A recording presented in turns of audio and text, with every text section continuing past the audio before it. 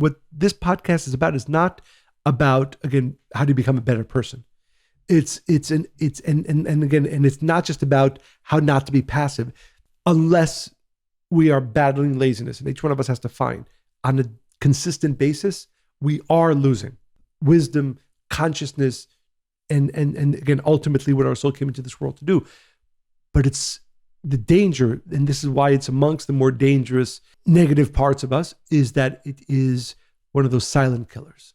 Over time, it just makes us unable to see, to hear, to feel. How do you combat laziness? Well, I think it's important, and I'd like to ask our listeners right now, think over the past week, what are the decisions that we made or didn't make because of laziness? What are the times maybe we should have said yes and we said no? I agree with you, but I think there also has to be something that you actively do every single day that's against your nature.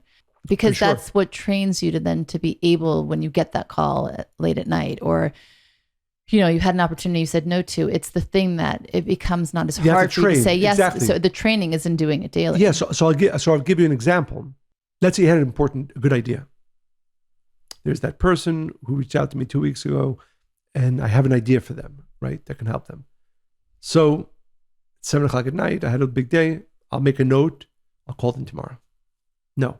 There's a phrase, an ancient Aramaic phrase, mitzvah haba liadcha al tachmitzena, which means if you had a positive thought for something to do, do it immediately. Mm-hmm. Why?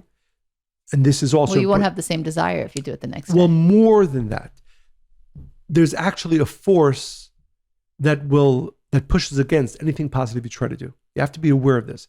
And therefore, between now and tomorrow, the next 10 hours... Even if you haven't said it out loud or anything, you just had the thought. You had the thought and you let time go by, it will become more difficult. It might become more difficult in ways you can't even see. But I've thought about times that definitely happens.